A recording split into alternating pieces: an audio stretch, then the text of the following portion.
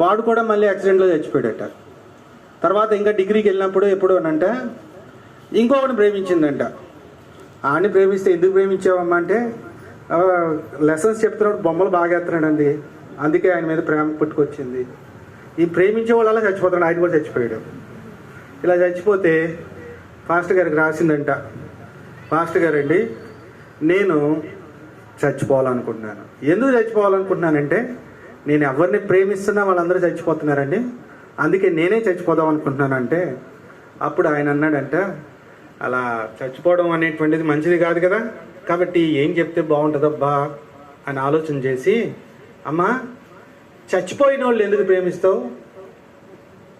బ్రతికుండి చచ్చిపోయిన వాళ్ళు ఎందుకు ప్రేమిస్తావు, చచ్చిపోయి ఇంకా చావన వాళ్ళని బ్రతికించవచ్చు కదా, ప్రేమించవచ్చు కదా అన్నారు.